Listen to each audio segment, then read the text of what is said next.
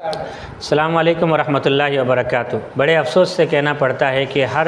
سال محرم الحرام کے مہینے میں فرقہ واریت کی آگ بھڑکتی ہے، اور یہ فرقہ واریت کی آگ بھڑکانے والے اہل سنت کے لوگ نہیں ہیں، یا عام وہ مسلمان جو نیوٹرل رہتے ہیں اور مذہبی شخصیات کی اور صحابہ کرام رضوان اللہ تعالیٰ علیہم اجمعین کی اور شاعر اسلام کی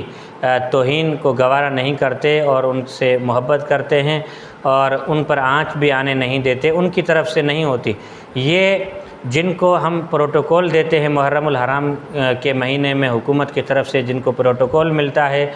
اور تمام تر انتظامات ان کے لیے ہوتے ہیں اور نیٹ ورک بھی بند رہتا ہے، پورے سال میں دیکھیں دوسری بھی رسومات ہیں، دوسرے بھی جو فرقے ہیں ان کے بھی خاص دن ہیں، لیکن ان دنوں پر اتنا بڑا اہتمام نہیں ہوتا جتنا کہ 10 محرم الحرام کے دن پر اہتمام ہوتا ہے۔ اس سب کے باوجود ان لوگوں کی طرف سے ہم مسلمانوں کی دل آزاری ہوتی ہے۔ یعنی رجب بٹ کے نام سے ایک شخص ہے بدبخت، اس نے حضرت معاویہ رضی اللہ تعالیٰ عنہ اور حضرت ابو سفیان رضی اللہ تعالیٰ عنہ کے اوپر سب و شتم کی ہے اور ان کے اوپر لعنت کی ہے اور کہا ہے کہ یزید کے جد پر لعنت۔ تو ہم کہتے ہیں کہ یزید پر قیامت کی صبح تک لعنت ہوتی رہے گی اور ہم بھی لعنت کرتے ہیں، لیکن یہ کہاں کا انصاف ہے کہ ان کے جد یعنی حضرت ابو سفیان اور حضرت امیر معاویہ رضی اللہ تعالیٰ عنہ جن کے بارے میں سورۃ عبس کی آیتیں نازل ہوئی ہیں، جو رسول اللہ صلی اللہ علیہ وسلم کے سالے ہیں اور ان کی بہن جو ہے حضور صلی اللہ علیہ وسلم کی زوجہ محترمہ ہیں اور امت کی ماں ہے، تو ایسے شخص پر، ایسے صحابی پر جن کا حضرت علی رضی اللہ تعالیٰ عنہ نے بڑا احترام کیا ہے پوری زندگی، حسنین کریمین نے بڑا احترام کیا ہے۔ اگر آپ حضرت علی کے چاہنے والے ہو، اگر آپ حضرت حسنین کریمین کے چاہنے والے ہو، تو آپ کو بھی حضرت امیر معاویہ رضی اللہ تعالیٰ عنہ کا احترام کرنا چاہیے۔ تاریخی حقیقتیں بہت ہی تلخ ہیں، ان کی طرف ہم نہیں جاتے، لیکن یہ تو کنفرم ہے کہ حضرت امیر معاویہ رضی اللہ تعالیٰ عنہ حضور صلی اللہ علیہ وسلم کے خاص خادم تھے، کاتب وحی تھے اور حضور کے ساتھ رہتے تھے۔ ان کے اوپر اس طرح کی ہرزہ سرائی جو ہے، سب و شتم کسی بھی صورت میں مسلمان قبول نہیں کریں گے۔ تو مسلمانوں کی ذمہ داری ہے، انتظامیہ کی ذمہ داری ہے کہ ان کو لگام دیں اور ان کے اوپر جو FIR ہے وہ درج کریں، اور جو لوگ سنیت سے تعلق رکھتے ہیں یا عام جو لوگ ہیں ان سے میرا سوال یہ ہے کہ اگر آپ حضرت امیر معاویہ کو جنتی سمجھتے ہیں، ابو سفیان رضی اللہ تعالیٰ عنہ کو جنتی سمجھتے ہیں، تو سب سے پہلے آپ کی ذمہ داری یہ بنتی ہے کہ اگر آپ اس کو پہلے سے دیکھ رہے ہو، ان کے ویلوگ دیکھتے ہو، یہ اپنی بیوی بچوں کو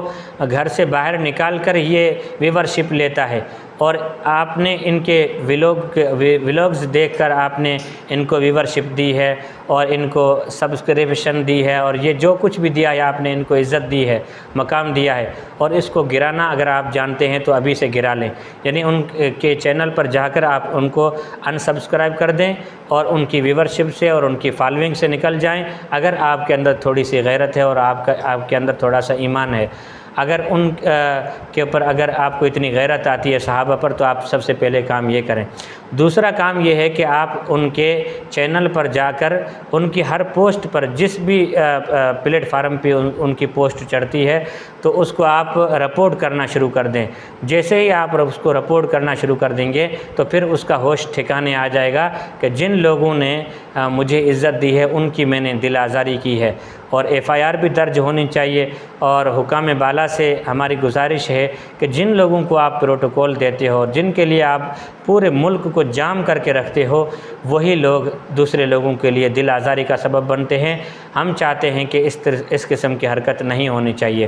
دیکھیں سندھ میں بھی اس قسم کی ان ذاکروں کی طرف سے حرکتیں ہوئی ہیں۔ ایاز حسین جو قمی ہے اس نے بھی اس طرح کی حرکت کی ہے، شہنشاہ حسین نقوی نے کراچی میں اس قسم کی حرکت کی ہے، یعنی حضرت علی رضی اللہ تعالیٰ عنہ کا درجہ انبیاء اکرام علیہم السلام سے بڑھا دیا ہے۔ جس معاشرے میں مختلف طبقوں سے، مختلف ادیان سے، مختلف مذاہب سے،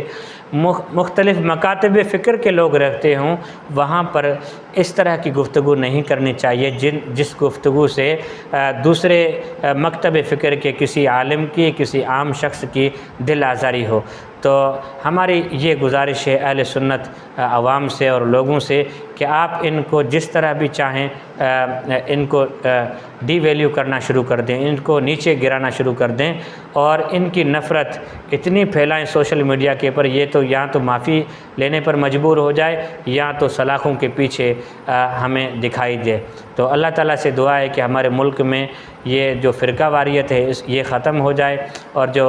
امن و محبت کی جو فضا ہے وہ دوبارہ سے قائم ہو جائے۔ اللہ تعالیٰ سے دعا ہے کہ ہمیں ان ہدایات کے پر عمل کرنے کی توفیق عطا فرمائے۔ السلام علیکم ورحمۃ اللہ وبرکاتہ۔